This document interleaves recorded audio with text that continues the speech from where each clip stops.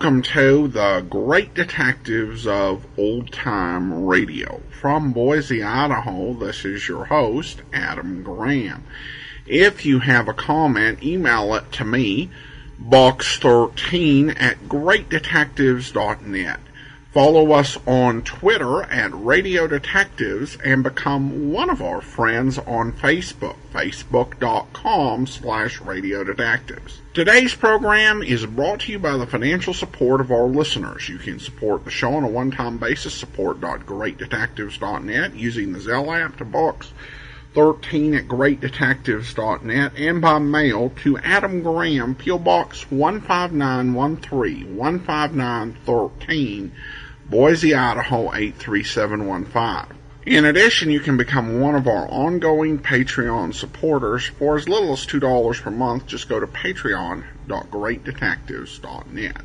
Well, now it's time for today's episode of Dragnet. The original air date, July the 19th, 1955, and the title is The Big Bobo.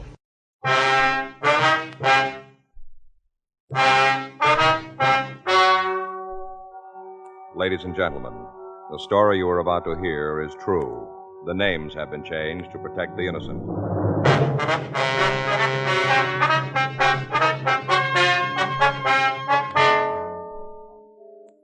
You're a detective sergeant. You're assigned to Internal Affairs Division. A man who claims he's a policeman has been accepting bribes in your city. Evidence points to the fact that he is an officer. Your job? Check it out.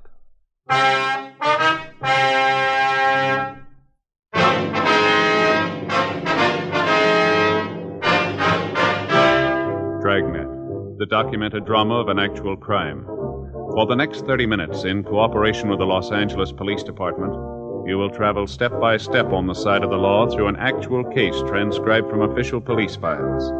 From beginning to end, from crime to punishment, Dragnet is the story of your police force in action. It was Monday, April 18th. It was cold in Los Angeles. We were working the day watch out of Internal Affairs Division. My partner's Frank Smith. The boss is Captain Fulton. My name's Friday. I was on my way into the office, and it was 7:58 a.m. when I got to room 36, squad room. Good morning. Hi. Are we keeping you up? Huh? There's a couch down the hall. Maybe you can use that. Yeah. Remember a couple of months ago, Faye was on that quiz show? Yeah, seems I heard something about that. Well, one of the prizes was a dog. You know, they were going to give us a little pup. Mm-hmm. Turned out they were giving away cockers. They're nice dogs, thoroughbreds. Mm-hmm. Faye and me talked it over and decided we'd rather have one of those basset hounds. What are they? One of those dogs with a little short hind legs and long ears. You know, long face, basset hounds. Yeah. Mm-hmm. I see them in the magazines. You know, they got sad eyes, always look so sad. Yeah.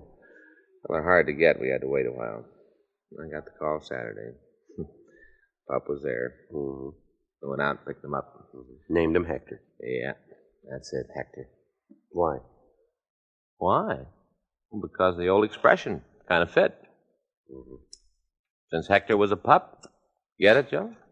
Hector, see, still a pup. Oh, Hector the pup. I was up with him all night. He couldn't sleep. Kept whining. You still work here, don't you? I just stayed up and kind of hummed to him in company. You still working here? Oh. Anything come in this morning? Yeah, there's a couple of mug shots over there from Sacramento. Thank you. I'll be glad to get to bed tonight. Excuse me. Yes, ma'am. Something we can do for you? Man down room 38, Bunko, told me to come here. Yes, ma'am. DeBetta, that's his name, said see you. Mm-hmm. Want to report something. All right, would you like to sit down?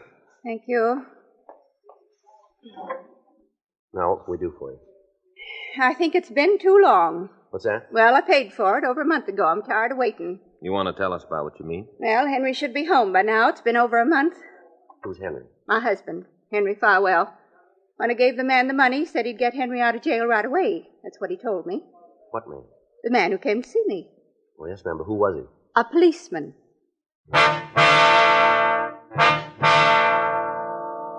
8:12 a.m. We continued to talk to the woman. She identified herself as Mrs. Henry Farwell, and she gave us the full story. When did this man approach you, ma'am? Just a minute, Mr. Smith. I got it all written down.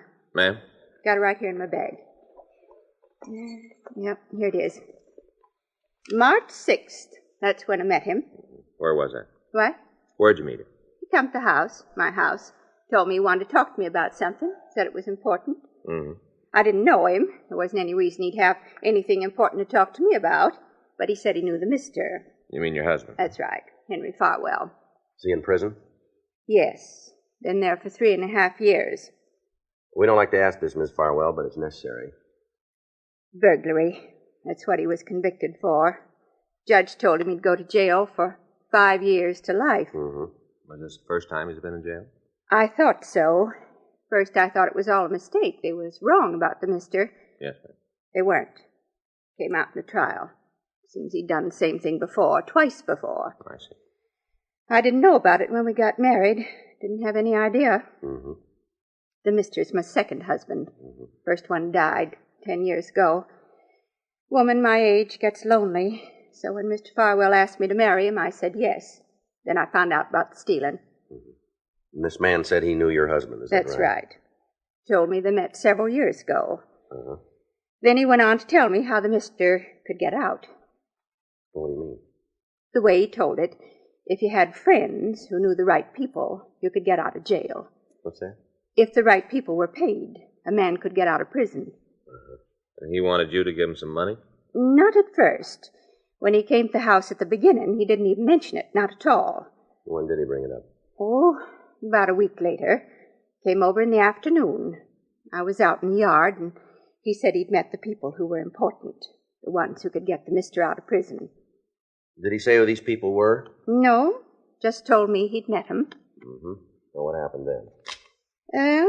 On March 14th, he told me that it could be arranged for the mister to get out of jail. Tell me, did he tell you how this could be done? Well, from what he told me, he talked to the right people.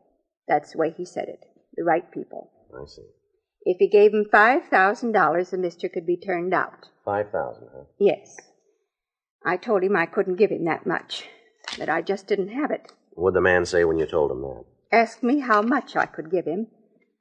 Mm-hmm. I said if I sold a few things, did what I could to get more money, I might be able to pay $3,500. Well, what'd he say about that? Say it'd be all right? No. He told me he'd have to go back and talk to the people. Ask them if it'd be enough. When'd you see him again? 2 days. He came back. What'd he say then? Told me it'd be okay. The money'd be enough. Mm-hmm. I got it together and gave it to him. That same day? No, it was 2 days later, on March 16th. That's when I gave him the money. I see. And it's been over a month now, and the mister still hasn't been turned out. I wrote to him, but he doesn't say anything about coming home. I don't think he knows anything about it. Yes, ma'am. Now, I don't want to cause any trouble. Just want the mister out of prison, or else I want my money back. You told us this man was a policeman? That's right. In what city? I don't understand. Well, what city did he work in, or what city did he say he worked in? Here, in Los Angeles, right here. Did he show you some identification? Oh, yes, I wouldn't just hand over the money without that. I saw his badge. Mm-hmm.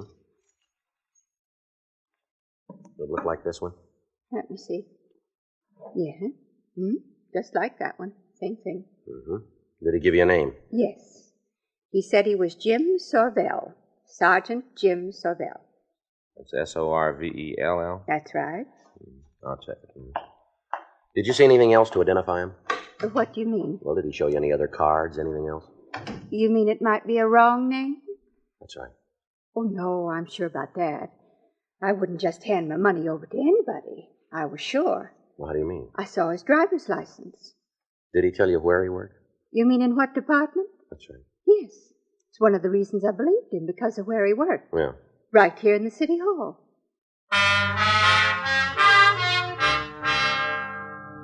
While I continued to talk to Mrs. Farwell, Frank put in a call to personnel. 3 minutes later, he called me out into the hall. Let me close the door. What do you got? Well, I checked the personnel records. Yeah, what'd you find out? Looks like she was telling the truth. What? There is a Jim Sorvell. City Hall? Well, closer than that. Huh? Auto theft detail.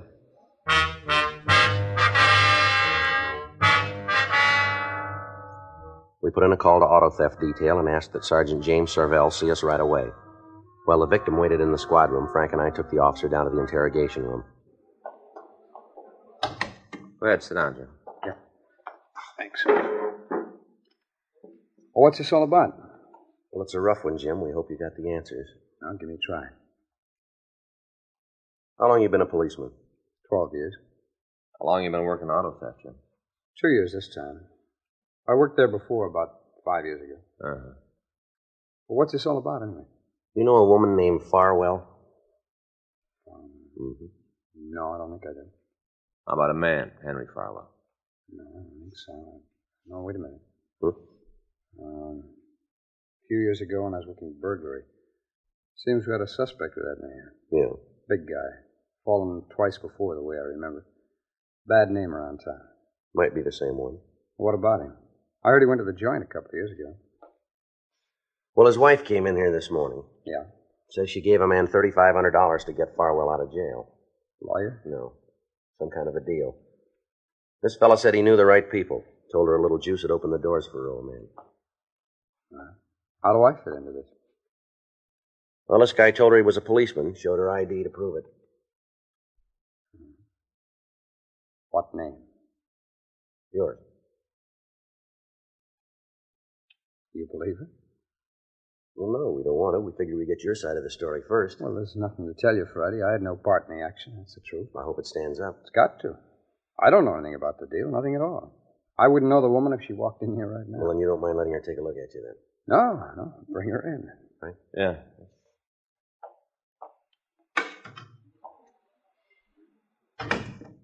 How'd she happen to pick me? Told us the fellow that took her gave your name. Must be a goof up someplace.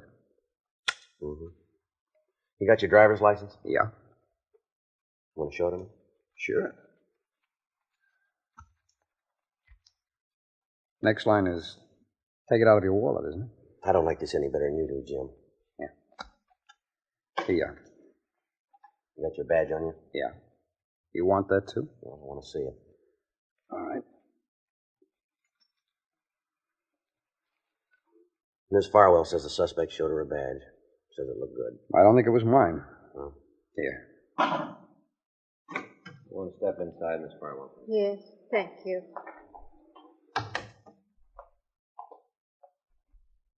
All right, Miss Farwell, you know this man? Yeah? Seems I've seen him someplace before. Yes.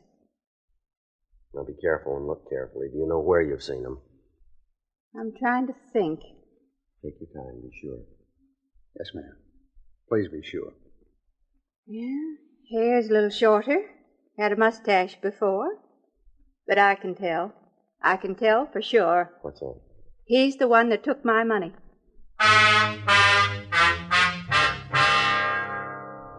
Mrs. Farwell was taken down the hall where she made a complete report. We continued to interrogate Sergeant James Servell, but he maintained his innocence. He was suspended from the police department pending an investigation by our detail and the district attorney's office. A week went by. During that time, we talked to Servell's friends and the men he worked with. His financial condition was investigated. He owed some money, but he was not behind in his payments. His bank account didn't show any large deposits, and from what we could find out, he was not living beyond his means. If he was guilty, he hadn't spent any of the money that he'd taken. We asked the stats office to make a run on con men who had used a similar approach. They came back with a list of 18 possible suspects. We pulled the mug shots from the packages on the men, and we drove out to see Mrs. Farwell. She showed us into the living room of a very small house. Now then, what is it this time? You come to bring my money back? No, ma'am. Well, when am I going to get it? Seems like a long time. The mister's still in prison and I haven't got my money. Yes, ma'am. We'd like you to look at some pictures if you would. What for? We'd like to see if you recognize any of the men. Sure, I got nothing else to do. Let's see 'em. There you are, ma'am. Yeah. Yes, sir. All right. Now, looked at the pictures. Now I get the money. No, ma'am. When do I get it? Well, we haven't been able to recover it yet. What? We haven't found it yet. What about that man you got, Sorvell? What about him? Ma'am? Make him tell you where the money is. He took it. Make him tell. From what we've been able to find out, he hasn't got it. Now we get down to cases, huh? What's that? Let's lay the cards on the table. I'm getting pretty mad about it. When I first came to see you, I wanted the money back. Either that or to have the mister out of prison. Either one. It didn't much matter which, but I did want one of them. Yes, ma'am, I understand. Now, you've got the man who took the $3,500. Got him in jail. And you tell me you can't find the money. Is that right? Yes, ma'am, that's right. You want to know what I think? You want to know? What's that? I think you're all in it together. That's what I think. The whole bunch of you, all in the thing together. That's not true. You say so, but I think different. Now, I'm going to tell you something, Mr. Friday. I'm not going to wait any more. I want the money back or I'm going to the newspapers again. I'll tell them what's happened. They'll get me some action. Now, just a minute, Miss Farwell. No, I won't. I've done all my waiting already. You think that just because I'm an old woman you can push me around. Well, you just got another thing coming. I want that money, and I want it right now, and if I don't get it, you're going to be in a lot of trouble. We're doing everything we can to get your money Well, then back. you better start doing more, because I'm not happy at all. All you cops, you stick together. Well, this time it's not going to do you any good. You don't understand, Miss Farwell. I think I do, maybe too much. I'll tell you what I'm going to do. I'll give you just 3 days to get that money back, or I'll scream my head off to the newspapers. You've got the man in jail. Next thing you'll be telling me he didn't do it. We're not sure he did. Uh-huh. Well, he did. I guess I know. I'm the one he stole from. He's the man, and I want to see him in prison, too. Well, if he's guilty, that's where he'll go. I'm telling you he is. What more do you need? Just one more thing. What's that? Proof.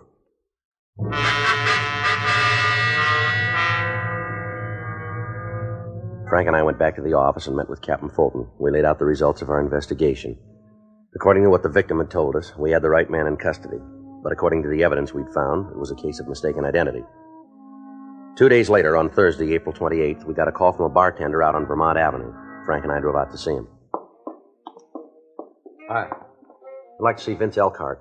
I'm him. What do you want? Police officers. It's Frank Smith. My name's Friday. Oh, yeah? Want to come back here? We can talk. Yeah, fine. All right, what do you want to see us about? I know I'm letting myself in for a lot of trouble. Anything you guys can do to help me out, I'd appreciate it. But I ain't asking for no special treatment. Well, now, suppose you tell us what it is. Well, night before last, a couple of kids came in. They sat at the bar, ordered a drink. Mm-hmm. Well, they looked kind of young, so I asked to see their ID. Playing it safe, you know. Go ahead. Well, they showed me their driver's licenses. I checked them. Looked all right to me, so I served them. Yeah. Guess it made them kind of embarrassed. They only had one and then shoved off. Mm-hmm. They was no sooner out of the place when this guy came up. Told me he wanted to talk. What about? Said the two kids were underage, minors, that I'd served them and the beef was on. Well, who was it? That's why I called you. Maybe I was wrong serving the kids. Maybe I did make a mistake, but I sure ain't going to stand for no shakedown.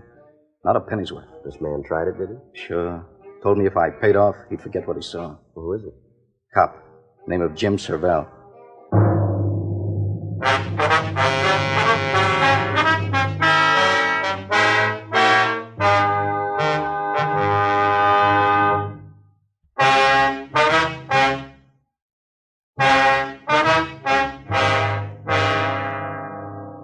We got a description of the man who tried to blackmail Vince Elkhart. It matched Sergeant Jim Sorvell. While I continued to talk to Elkhart, Frank put in a call to the policeman and asked him to come over to the bar. It took him 12 minutes to get there. He was brought into the place and confronted by the bartender. Would you turn around? Sure. How's that? Uh-huh. Yeah. How about it? Isn't any doubt as far as I'm concerned. No. He's the wrong man.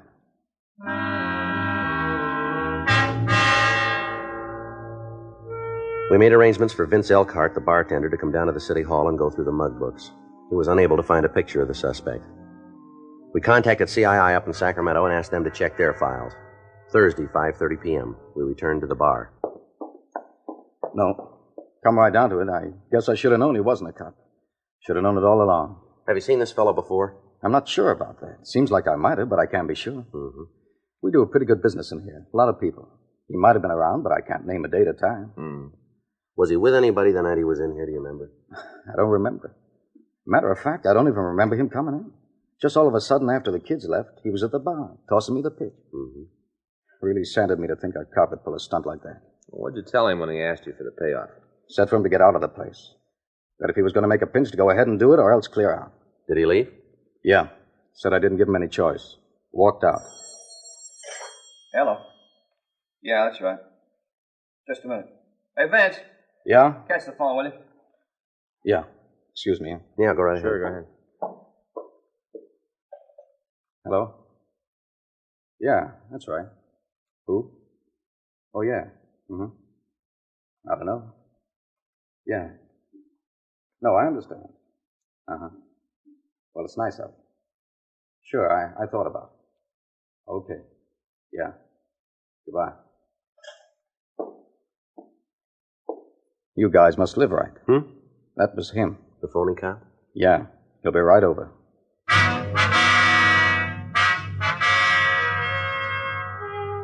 Frank and I took up positions in the back of the bar.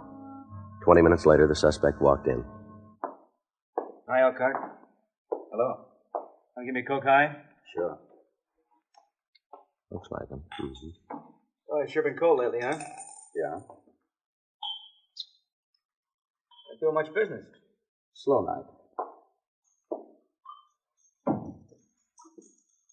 Here's your drink. Thanks.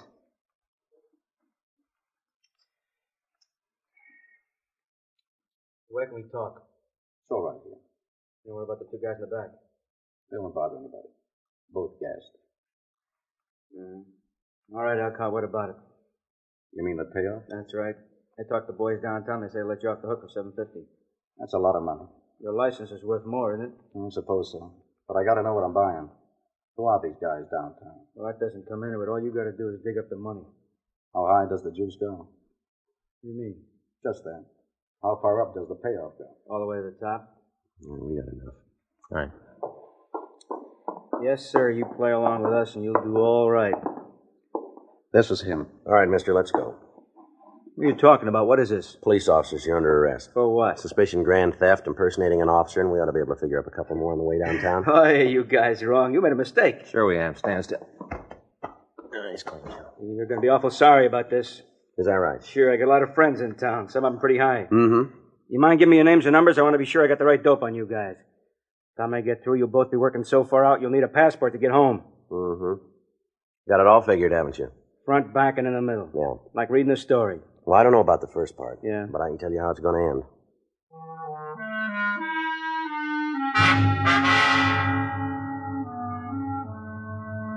The suspect was taken down to the city hall. He refused to give us his name, and a thorough search of his person failed to turn up anything to aid in identifying him.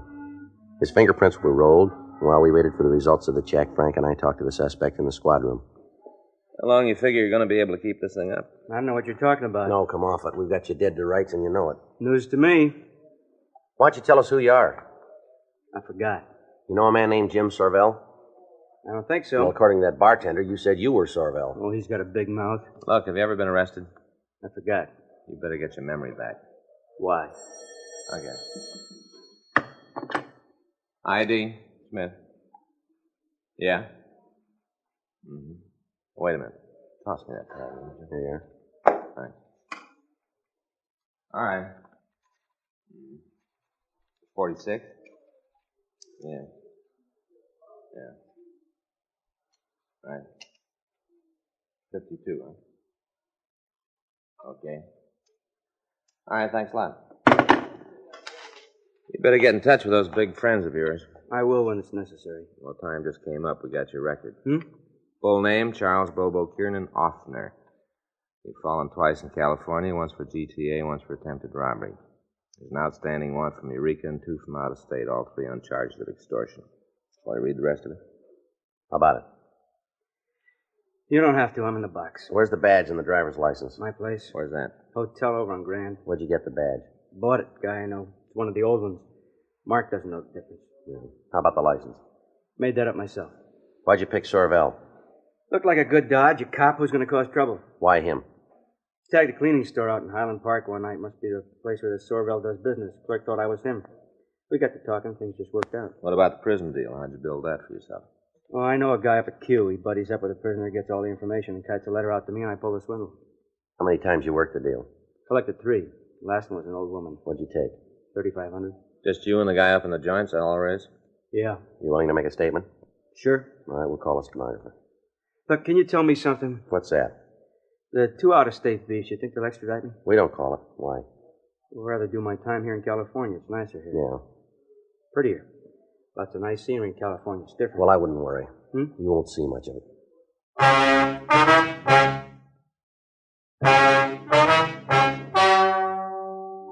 The story you've just heard is true. The names were changed to protect the innocent. On July 28th, trial was held in Department 96, Superior Court of the State of California, in and for the County of Los Angeles. In a moment, the results of that trial.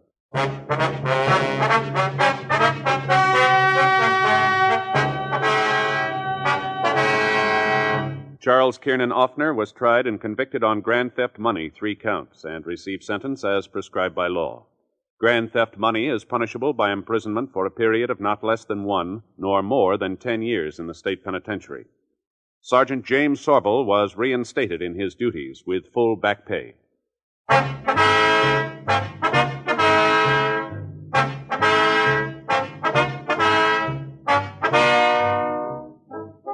You have just heard Dragnet, a series of authentic cases from official files. Technical advice comes from the Office of Chief of Police W.H. Parker, Los Angeles Police Department. Technical advisors Captain Jack Donahoe, Sergeant Marty Wynn, Sergeant Vance Frazier. Heard tonight were Ben Alexander, Helen Klebe, Than Wyan, Herb Ellis, Jack Crucian. Script by John Robinson. Music by Walter Schumann. Hal Gibney speaking. Watch an entirely different Dragnet case history each week on your local NBC television station. Please check your newspapers for the day and time. Chesterfield has brought you Dragnet, transcribed from Los Angeles. Hear Dragnet next week, same time, same station.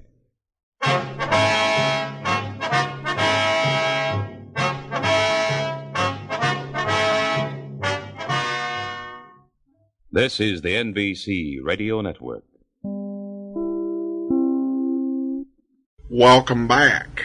I was made curious by Frank Smith's description of the Basset Hound, and I did a Google image search because not only is the most famous fictional Basset Hound named Droopy, but most of the Basset Hounds I've seen, at the dog park and such tend to have that same general description, but there are actually Basset Hounds that do smile. The saying, which I did not get at all, since Hector was a pup, from what I could find online, appears to have dated back to the 20s. And there was the explanation that it may have been when schoolboys were studying Greek and they named their dogs Hector after the hero in Homer.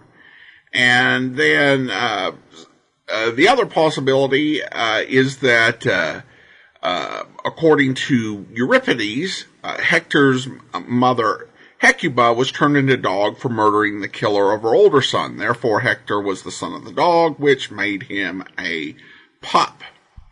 And the Free Dictionary says, in any event, the phrase is now obsolete. From Joe Friday's reaction, I kind of think the phrase was also obsolete, or pretty close to it, by 1955. All right.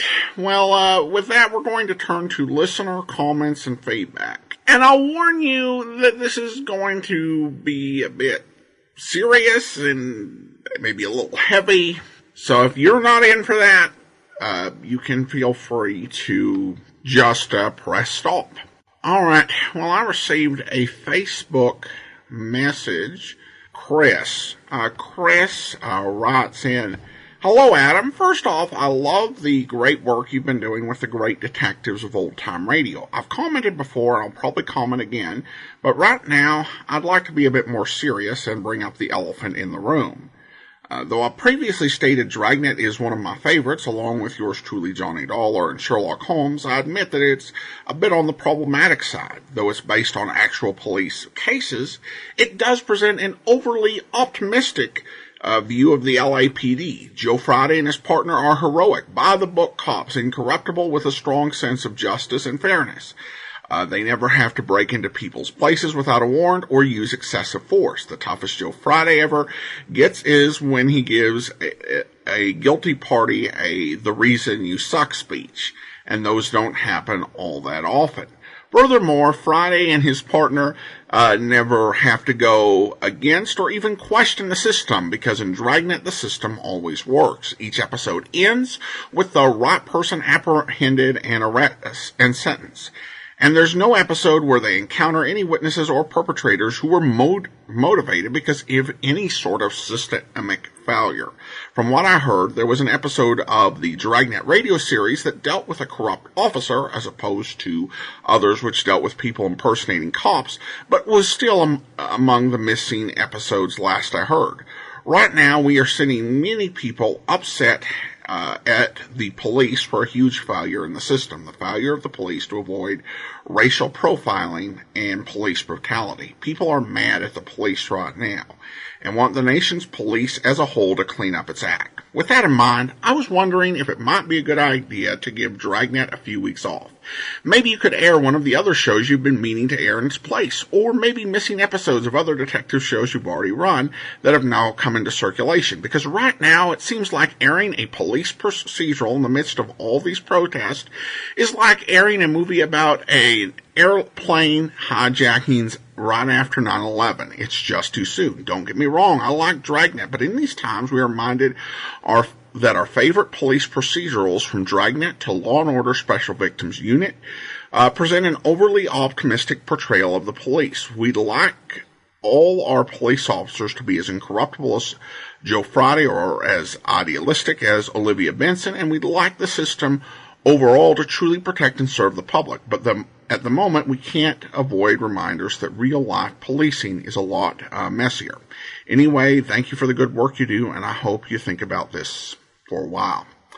Thanks for the message, Chris. And I think, like most people, I've been shocked and dismayed by so many reports coming in over the past few weeks that have exposed some corrupt officers and some very disturbing behaviors by many law enforcement personnel throughout the United States, and has been a particularly painful time for Black Americans. And it's revealed that while we've made progress in our country on race, we have a long way to go.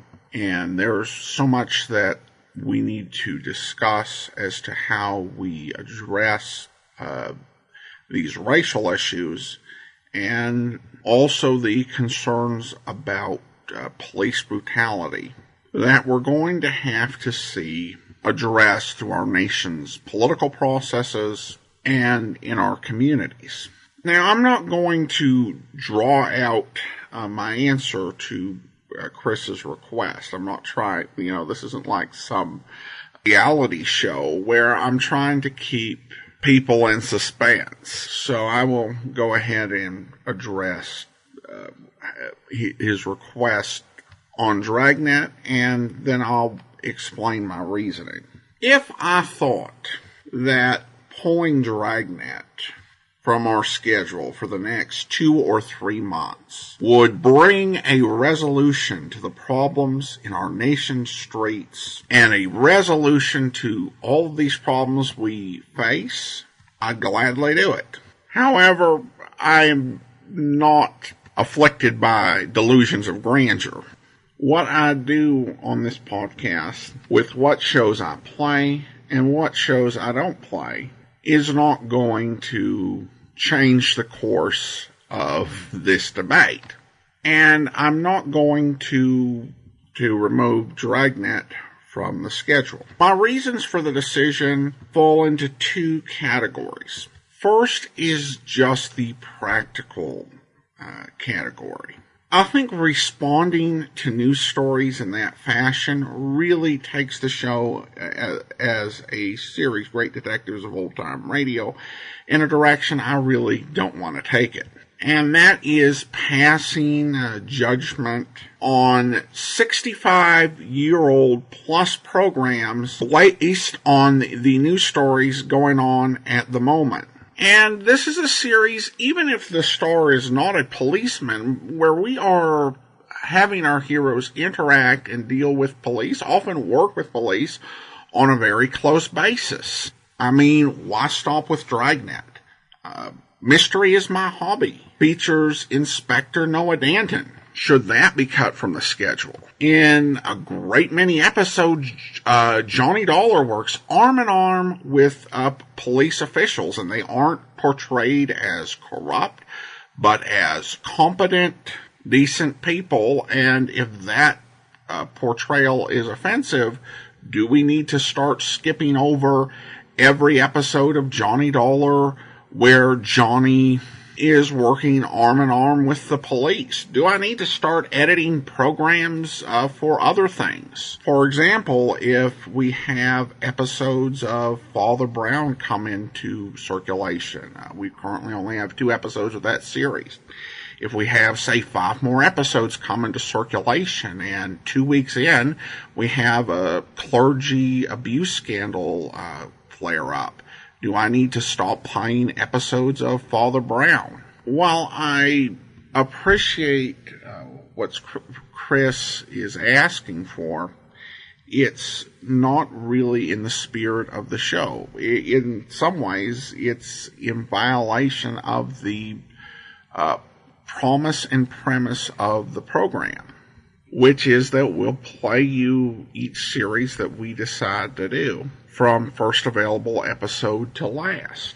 Now, I will say that I do exercise some judgment over which series we do decide to play. And there are some things in old-time radio where I've decided it is problematically over the top in how offensive it is. One example of that, one series that you'll not hear on, is The Misadventures of Cy and Elmer, which has some of the most uncomfortably racist material I've heard, in addition to being just wretchedly written and being a comedy that is not actually funny. But with the series that we do decide to play, I don't endorse every attitude or statement made or how it might relate to current events. This is a podcast made for adults living in the 21st century. And unless something is going to be just a bit over the top compared to what you would expect for typical programming during the era, I really trust the audience to make a lot of the decisions and to understand that these stories are told in the context of their time. Now, that being said, I also think that there's quite a bit that I fundamentally think Chris has misinterpreted about Dragnet. The statement that the toughest Joe Friday ever gets is when he gives speeches, I don't quite understand where he would get that perspective. See The Big Thief, where he has to, the TV episode The Big Thief, where he has to shoot a suspect. There are numerous episodes where use of force is used in Dragnet. The fist fight in the 1954 movie, tear gas in The Big Break. These events don't happen all the time to Joe Friday because Dragnet is portraying the work of a detective, which is going to involve very little in terms of use of force in real life. The more sensational shows, you have the detectives, drawing guns all the time. It happens far more rarely in Dragnet, but it certainly does happen. I also tend to look at Dragnet holistically as an entire franchise and not treat the radio version in the 1950s TV version as something different from the films and the 1960s TV series. Or Adam 12 for that matter. I think that they are all tied together, and I think they do show a very strong record of dealing with some difficult topics. The 1950s series didn't deal much with police corruption, other than in that episode, The Big Cop. But later episodes of Dragnet and then Adam 12 all did address the issue. Friday was paired with a lieutenant when Gannon got sick in one episode, and the lieutenant tried to pressure him into a corruption scheme, and he had to get help in order to break this corrupt lieutenant. Adam 12 dealt with police corruption in at least 3 different episodes. They did the episode Badge Heavy about a police officer who was getting rough with the public, but Jim Reed had to find the courage to stand up to him because he was popular with the fellows for his jokes and his sense of humor, but Reed saw things that were wrong and he had to confront it and deal with it. They had another episode where Malloy learns that a fellow officer, a friend on the force, is actually corrupt and taking bribes. Now, there are a lot of arguments that can be made that maybe the series Dragnet and Adam 12 should have addressed it more. They should have addressed it sooner. They should have addressed it in the way that, people alive today think it should have been addressed.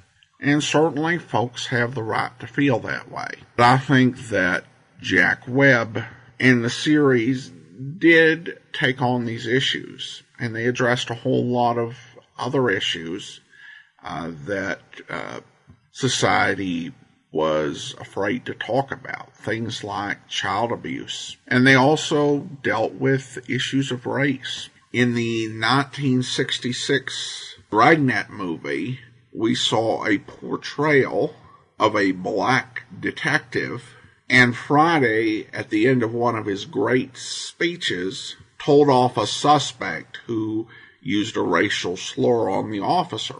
And there was even an entire episode of the 1960s Dragnet where Friday leads a targeted recruiting effort in the black community in Los Angeles. And Jack Webb was someone who was very passionate about civil rights for black Americans. I'd encourage those who want to learn more to check out the Jack Webb Centennial series we did over at amazing.greatdetectives.net. Listen to 1 out of 7, Hour of St. Francis, the Escape episode Poison, the Family Theater episode The Short Career of Dexter Coles. And you see those concerns reflected in those projects that he involved himself in. So I think given the actual history of the Dragnet franchise and Webb personally, that it doesn't really make sense to withdraw Dragnet.